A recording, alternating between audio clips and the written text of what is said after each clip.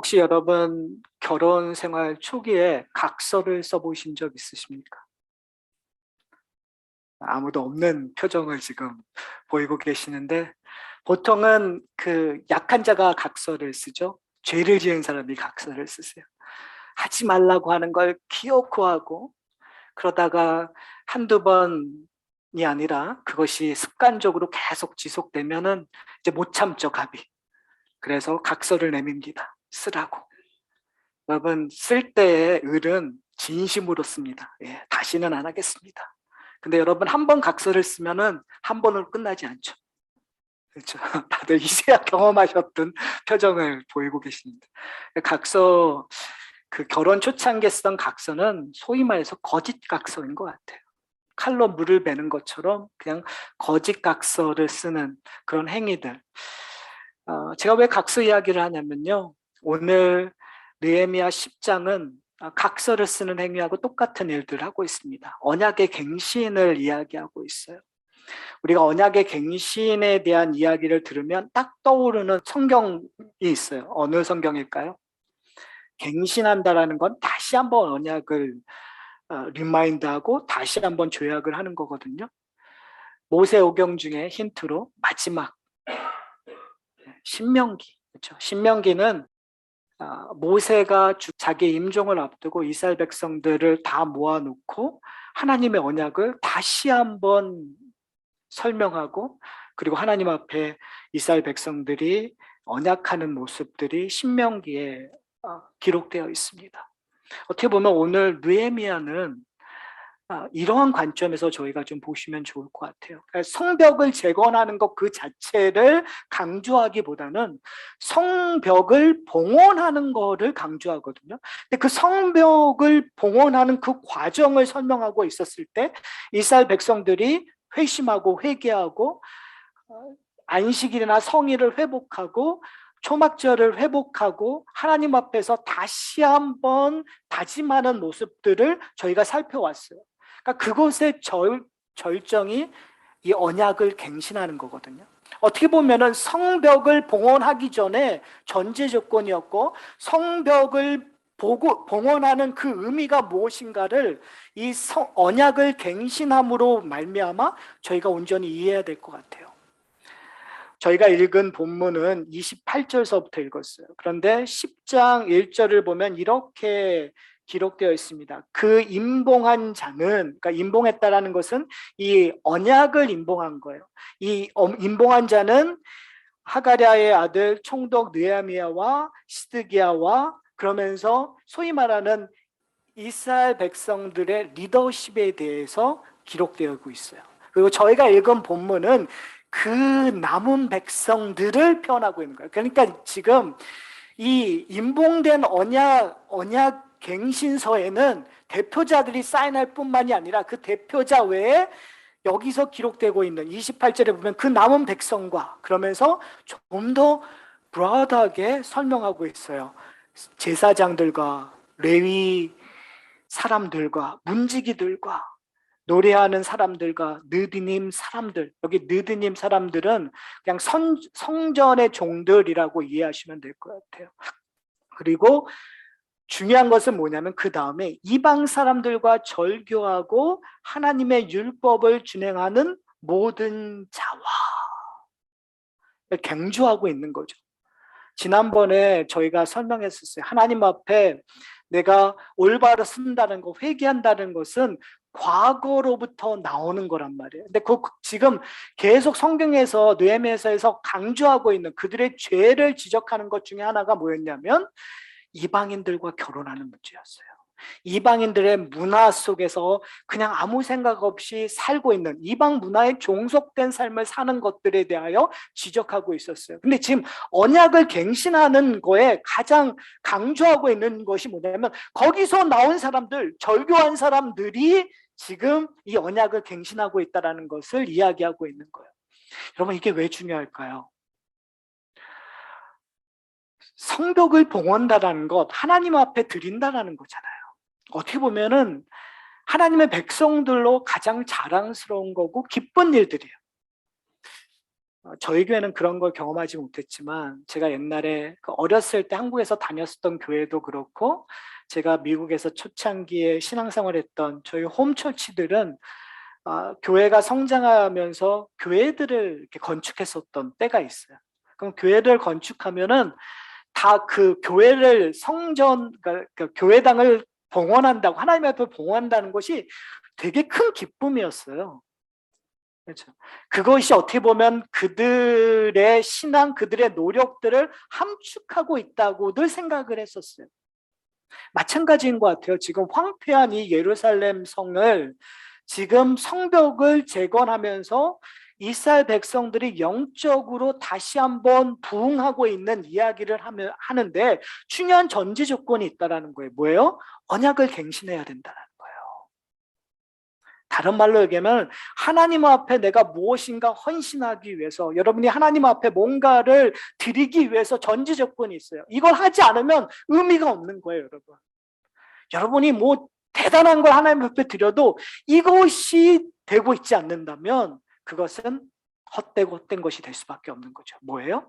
하나님과의 관계를 설정하지 않는다면, 하나님과의 언약을 다시 한번 맺지 않는다면 여러분이 하고 있는 건 다 모래처럼 흩어질 수밖에 없다는 걸 오늘 본문을 통해서 좀 기억했으면 좋겠어요.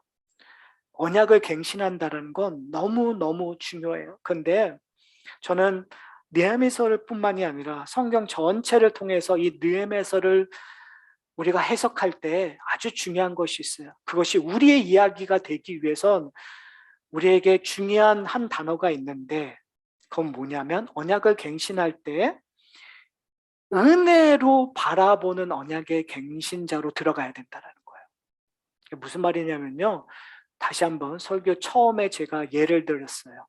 우리가 결혼하고 나서 각서 썼던 거는 다 어떤 각서였다고요? 거짓 각서였어요. 그렇죠? 할 수 없는 걸 하겠다고 하는 각서였단 말이에요. 그런데 그 할 수 없는 것들을 알면서도 각서를 내밀고 참아 주었었던 건 뭐예요? 사랑 때문에 그런 거예요. 다른 말로 하면 불쌍해서 그런 거예요. 아내들이 남편들을 불쌍히 여겨줘서 그게 속으면서도 각서를 내밀고 각서받고 용서해 주는 거란 말이에요. 그런데 저희도 마찬가지로 우리가 하나님 앞에 언약을 맺는다라고 표현했었을 때 뭘 이해하셔야 되냐면 은혜를 바라보고 하나님의 긍휼하심을 바라보고 우리 이 언약을 맺는다라는 걸 이해하셔야 된다는 것 같아요. 예수님께서 이런 얘기를 하신 적이 있어요. 사람들이 예수님 얼마만큼 용서해야 됩니까? 저 왼수를 얼마만큼 용서해야 됩니까? 근데 예수님께서 뭐라고 얘기하셨죠? 너희가 7번씩 70번 하라. 490번 하라는 얘기가 아니에요. 7이라는 숫자가 뭘 얘기하고 있죠? 완전이라는 숫자는 너희가 용서한다라는 건 어떻게 해요? 최대한 할 수 있는 데만큼. 그 용서한다라는 것, 인간이 할 수 없는 것을 누가 용서해 주실 거예요? 결국은 예수 그리스도가 용서가 무엇인가를 그의 삶 속에서, 그의 사역 속에서 보여주실 거란 말이에요. 다른 말로 얘기하면 우리가 언약의 갱신이라는 의미를 들어갔을 때 우리가 기억해야 될 것은 뭐냐면 용서받을 것, 하나님의 긍휼 없이는 이걸 할 수 없습니다라는 것들을 저희가 이해하고 들어갔으면 좋겠어요. 오늘 본문도 그런 관점에서 좀 보셨으면 좋겠어요. 오늘 본문은 우리가 대상이 누군가를 좀 기억해야 될 것 같아요. 언약을 한다라는 건 우리 식으로 얘기하면 계약을 맺는다라는 건 갑과 을이 있는 거예요. 계약의 당사자들이 있는 거죠. 근데 그 계약의 당사자를 9장 30절에서부터 31절에 이렇게 기록되어 있어요. 제가 읽어드릴게요.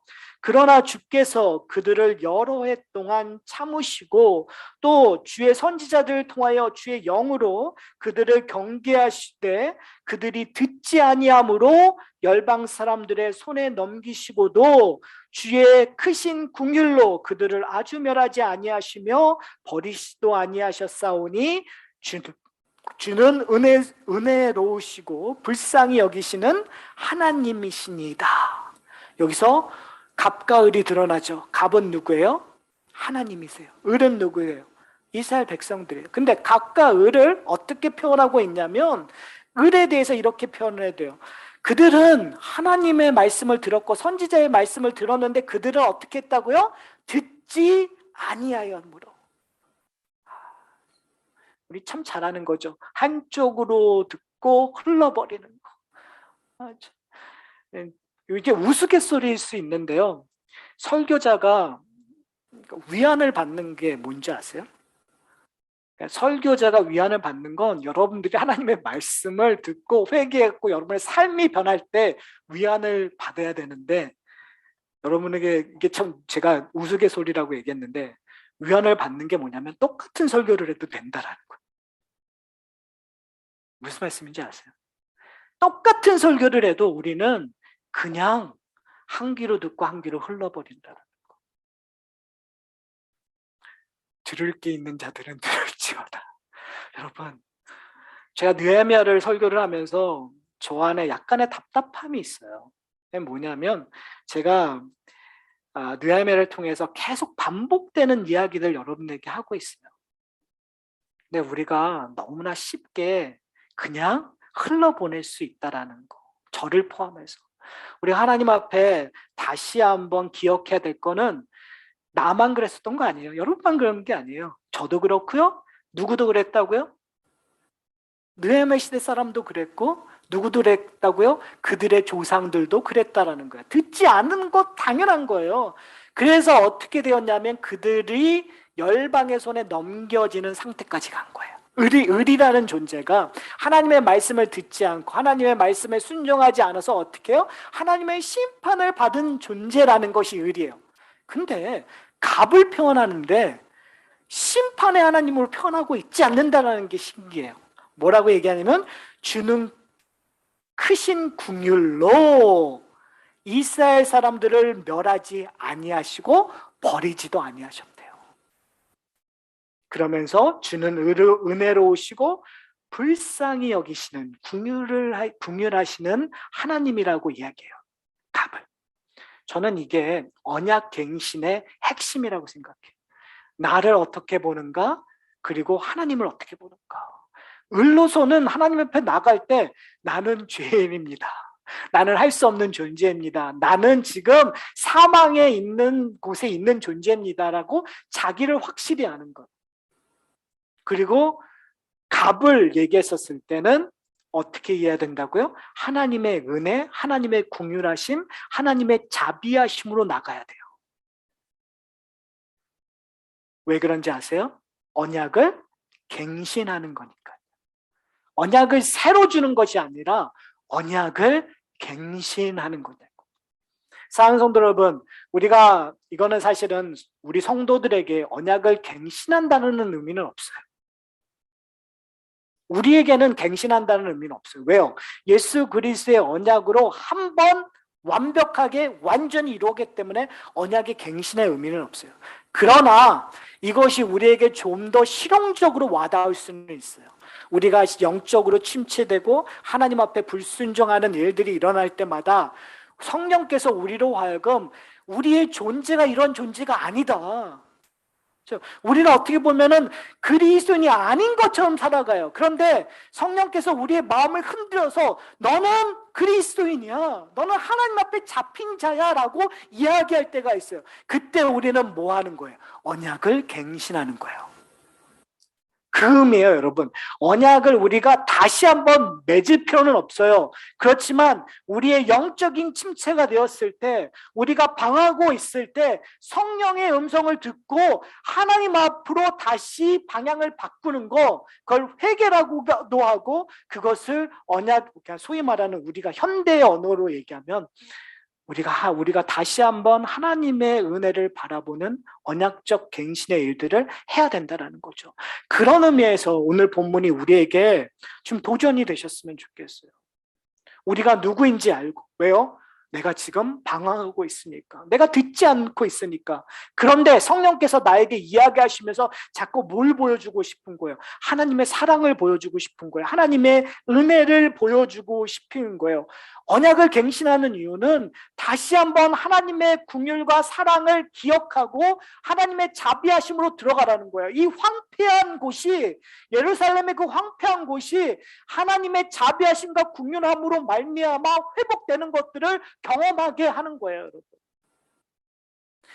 지금 이 느헤미야서를, 그 느헤미야서에 있는 그 사람들은 그걸 영원히 누리지 못했어요. 사실은 잠시 누렸어요. 그러나 중요한 건 그 잠시만이라도 그들의 인생 속에서 놀라운 변화가 있었다는 거죠. 그런데 그걸 우리에게 끌고 온다면 우리에게는 예수 그리스도로 말미암아 완전히 주어졌어요. 그 잠시라는 것들이 우리에게는 더 이상 존재하지 않아요. 우리에게는 완벽하게 예수 그리스도로 말미암아 다 회복되었어요. 그러나 우리는 그 회복된 걸 모르고 살기 때문에 그것이 현실이라는 것을 성령께서 끊임없이 일깨워 주는 것들, 그때마다 우리는 반응하는 거죠. 저는 그런 일들을 반응하는 여러분들이 되셨으면 좋겠어요. 그래서 성령의 도우심이 우리에게 필요한 것 같아요. 오늘 본문을 통해서 우리가 기억해야 될 것 중에 하나가 뭐냐면, 이 맹세를 하는데 어떠한 맹세라고 오늘 본문이 기록하고 있냐면 저주로 맹세하기를 이라는 표현을 쓰고 있어요. 이상하지 않나요? 29절에 보면 다 그들이 형제의 귀족을 따라, 조금 전에 얘기했던 그 언약을 봉인하는데 그 대표자로 사인을 그 지도자들이 했다면 그 백성들이 다 거기에 맹세를 하는 거예요. 근데 그냥 맹세가 아니라 저주로 맹세한다고 얘기해요. 도대체 뭘까요? 저주로 맹세한다는 거. 이건 아까 제가 조금 전에 설명했었던 이야기와 연관이 있어요. 과거와 연관이 있다는 거죠. 지금 9장에서 후반부에 뭘 얘기하고 있냐면 이스라엘 백성들에 대한 이야기를 얘기하고 있어요. 하나님께서 아브라함을 선택하시고 그리고 모세를 통해서 출애굽한 하나님의 구원의 이야기를 하는데 그 구원의 얘기가 항상 좋은 얘기만이 아니었단 말이에요. 그 이야기 가운데 이스라엘 백성들의 범죄함이 드러났었어요. 이스라엘 백성들의 불순종을 이야기하고 있어요. 그러면 그 범죄함과 불순종의 결말이 뭐죠? 하나님의 심판이에요. 그러니까 언약이라는 것은 뭐냐면 너희가 이걸 지키면 뭐가 온다고요? 축복이 오는 거예요. 계약에서 계약의 사항을 준수하면 복이 주어진다고 얘기해요. 근데 그 계약을 지키지 않으면, 불순종하면, 계약을 파기하면 뭐가 온다고요? 저주가 오는 거예요. 심판이 오는 거예요. 그래서 신명기 28장에 보면 너희가 그 율법을 제대로 지키면 어디서나 복이 오는 거예요. 길을 가다가도 집 안에서도 집 밖에서도 어디든 뭘 하든 복이 와요. 그런데 그 율법을 지키지 아니하면 똑같이 어디든 저주와 심판이 온다라는 것이 이야기의 내용이었단 말이에요.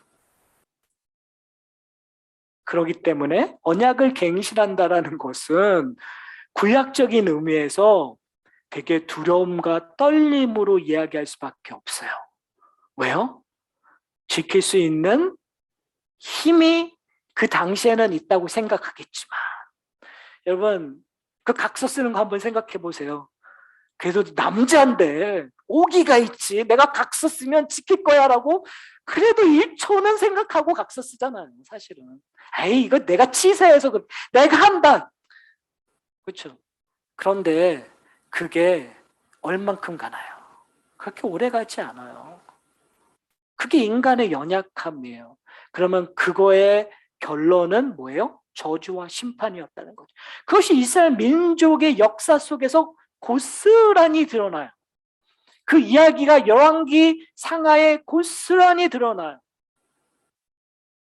그 이야기가 누구의 이야기예요? 여러분, 우리의 이야기예요.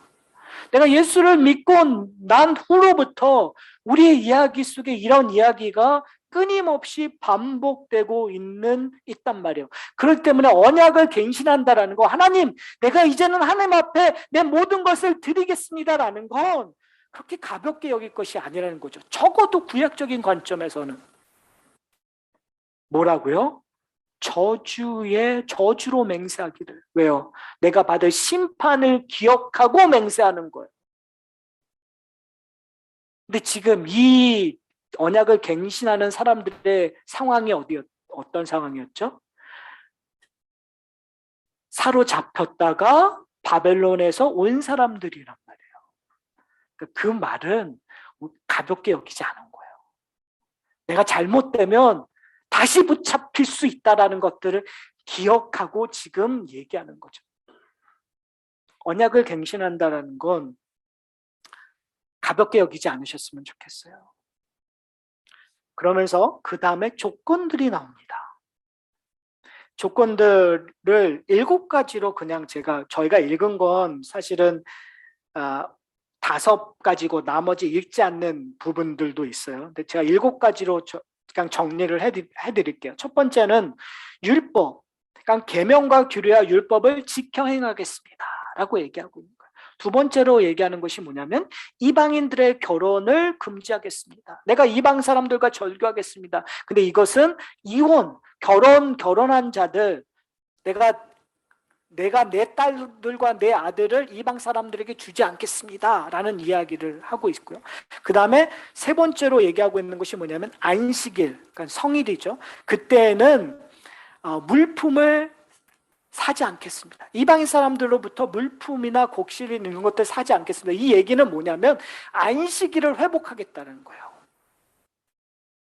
사실은 한 3, 40년 전만 해도 서부는 3, 40년 전에도 썬데이에 가게들이 많이 오픈했었어요. 근데 동부만 해도 3, 40년 전에는 썬데이에 오픈하지 않았죠. 그러니까 그게 어떻게 보면 기독적인 전통, 이 문자적으로 해석했을 때 그 전통이 남아 있었던 거예요. 그러니까 그런 얘기로 안식일을 우리가 회복하겠습니다. 하나님의 날로 우리가 온전히 하겠습니다. 그것이 조건이었고요. 네 번째는 땅을 쉬게 하고 모든 빚을 탕감하겠습니다. 여러분 기억나세요? 느헤미야가 이스라엘 백성들을 강하게 비판하고 지적했던 내용들이 너희가 이자로 고리대금업을 하고 있다. 어떻게 이웃끼리 한 형제들끼리 그렇게 비싼 이자를 줄 수 있느냐? 그래서 종으로 팔려가는 일들이 어떻게 우리 가운데 있느냐라는 이야기를 했었던, 바로 여기서 얘기하는 거예요. 이제는 더 이상 비싼 이자로 고리대금 하지 않고 땅을 쉬게 하겠다. 왜요? 이 모든 것이 누구에게 있는 거니까요. 이 모든 것의 주인은 누군 거예요? 하나님이시니까 하나님에게 맡기겠다라는 고백들이에요. 그리고 5번째서부터 7번째는 어떻게 보면은 비슷한 내용들인데 이 쓰임새가 성전을 회복하는 데 쓰여지는 내용들이에요. 그래서 5번째 얘기하는 것이 뭐냐면 성전세를 얘기하는데 세겔의 3분의 1을 하나님의 전을 위하여 사용하라 라고 얘기하고 있어요. 그러니까 그래서 예를 들어서 그것들을 어떻게 쓰여지고, 그리고 그 번제단을 했을 때 불뗄 나무들을 너희가 내야 되고, 이러한 얘기들을 구체적으로 얘기하고 있고요. 6번째 보면은 토지 소산들의 첫 열매를 여호와의 전에게 드리라. 그러니까 지금 의도적으로 잘 한번 보세요. 성벽을 봉헌하는 것, 이 의미가 단순히 성을 안전하게 만든다는 의미를 뛰어넘는 거가 되는 거예요. 예루살렘의 성은 단순한 성의 의미가 아니라 시온산이에요.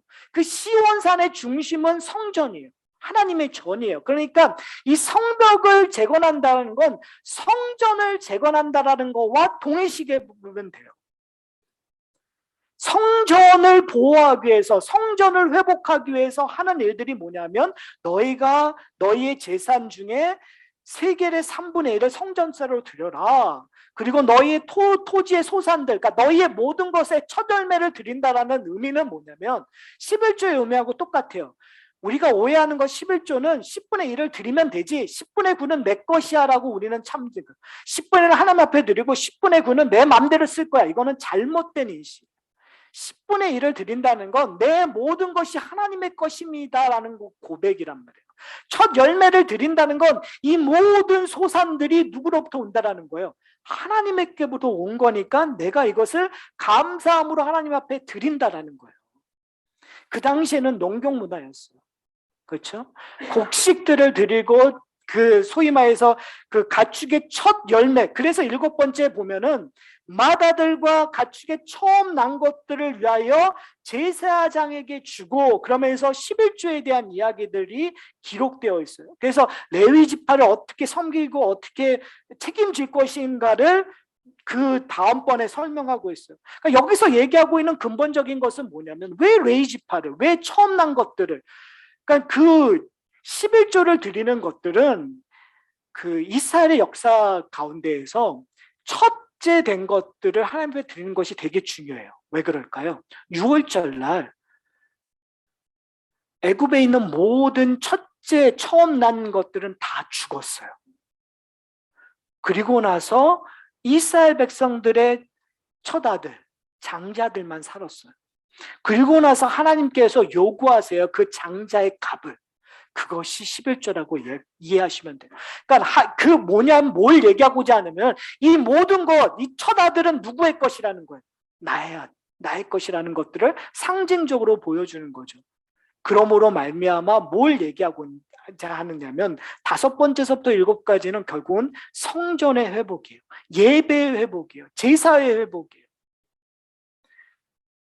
사랑하는 성도 여러분, 이러한 언약의 갱신을 하면서 이 조건들을 딱 내밀었어요. 저주로 맹세한다고 얘기를 해요. 그리고 임봉이 되었어요. 여러분, 이것을 이스라엘 백성들이 잘 지켰을까요? 안 지켰을까요? 이 임봉한 후 아마 조금은 지켰을 거예요. 그러나 결과론적으로 얘기하면 임봉하는 얼마 지나지 않아서 소위 말하는 암흑의 시대로 지나갑니다. 400년 동안 하나님께서 말씀 하지 않으셨다는 얘기를, 결국은 뭘 하였기 때문에, 이걸 지키지 않았기 때문에 그러니까 저주의 맹세가 돼버린 거예요. 결과론적으로 얘기. 이것이 구약이 갖고 있는 한계예요. 그럼에도 불구하고 이 언약의 갱신의 결과는 회복이었어요. 결과론적으로는 하나님이 침묵하시는 400년 동안의 일들이 나오지만, 적어도 느헤미야가 성벽을 재건하고 이스라엘 백성들이 하나님 앞에 언약을 갱신하는 그 상황 속에서는 하나님의 회복이 일어났었어요. 하나님의 나라의 회복, 하나님의 성전의 회복, 예배의 회복, 절기의 회복, 안식일의 회복을 통해서 하나님의 백성과 하나님의 관계가 회복되는 놀라운 일이 일어났었다는 거죠. 그것이 기쁨이었어요. 그것이 축제였어요. 그것이 즐거움이었어요. 결국은 언약 갱신의 결과는 뭐가 되어야 되냐면 회복이 되어야 된다는 거죠. 여러분, 우리가 하나님 앞에, 하나님, 내가 이제 다짐해서 하나님 앞에 좀 더 열심히 섬기기를 원합니다 라고 얘기했었을 때 따라 나오는 결과물이 무엇인가 우리가 좀 보셔야 될 것 같아요. 결과물이 나의 자랑인가? 나의 만족인가? 그건 잘못된 헌신, 잘못된 언약의 갱신이겠죠. 언약의 갱신으로부터 나와야 되는 결과물은 회복이에요. 뭐에 대한 회복이에요? 하나님과의 관계에 대한 회복이에요. 뭐에 대한 회복이에요? 예배에 대한 회복이에요. 뭐에 대한 회복이에요? 하나님의 공동체의 회복이에요.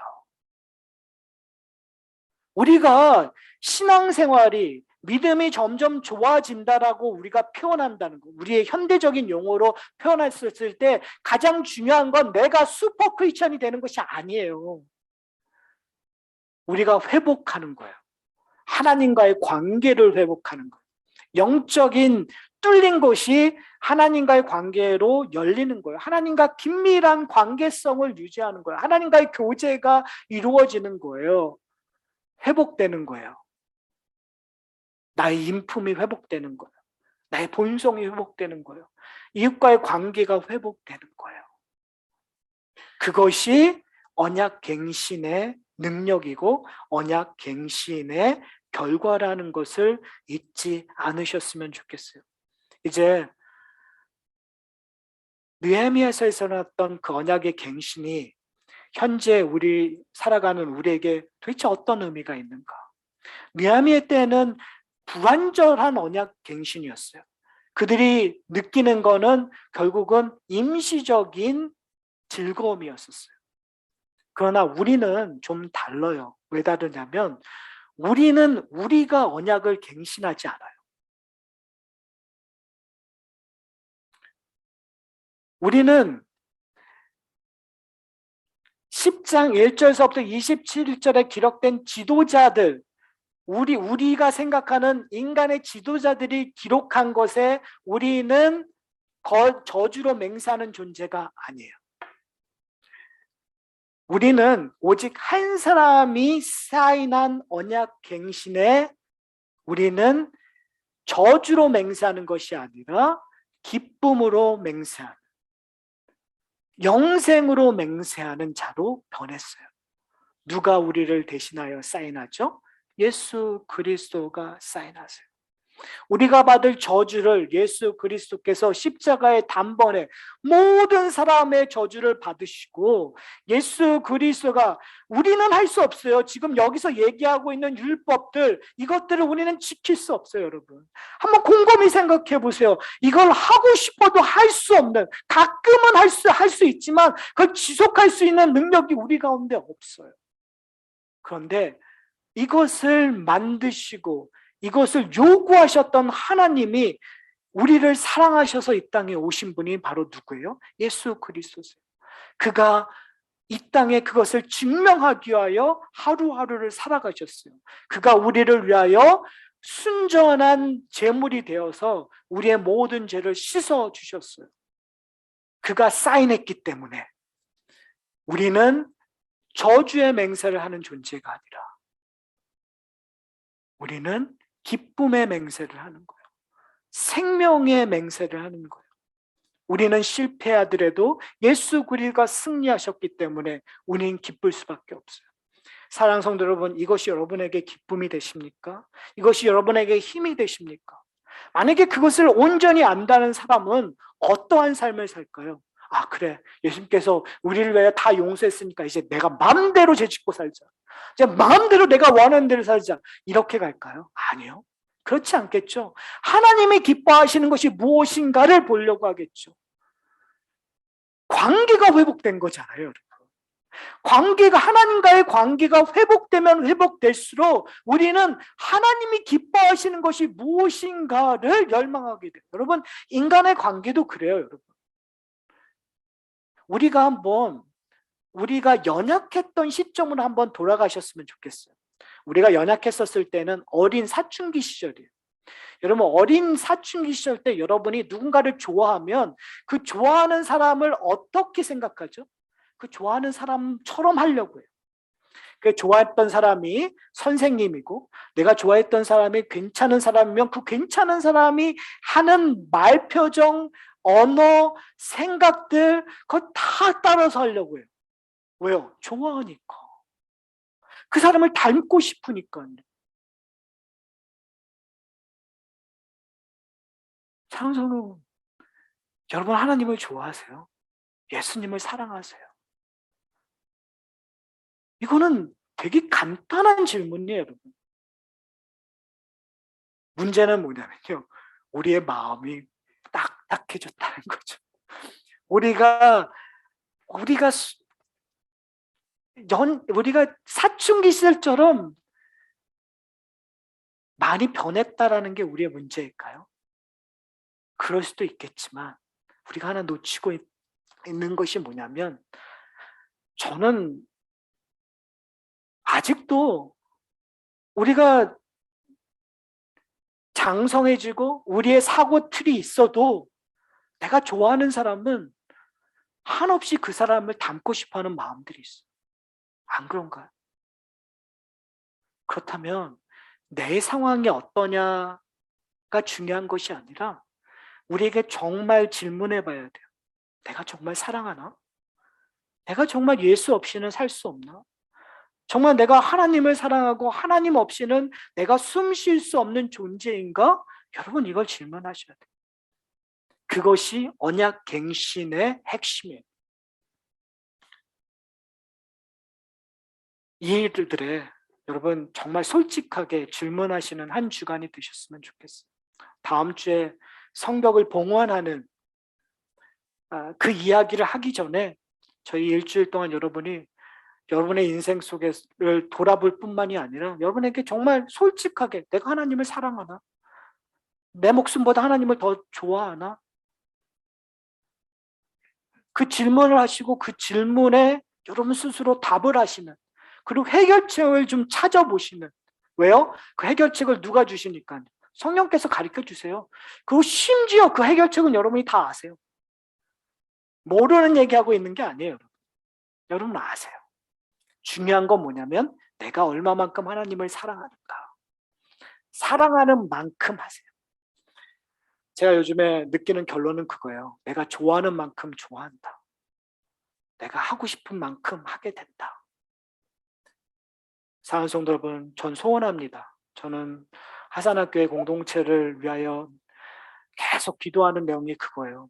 하나님, 우리 하산학교의 공동체가 하나님을 사랑하게 해주십시오. 사랑하는 만큼 좀 부족한데 그 사랑하는 것들이 점점 충만하게 해주십시오. 그래서 그 충만함을 우리의 삶 속에서 우리의 공동체에서 누리게 해주십시오. 그게 저의 기도가 되고 여러분의 기도가 되었으면 좋겠습니다.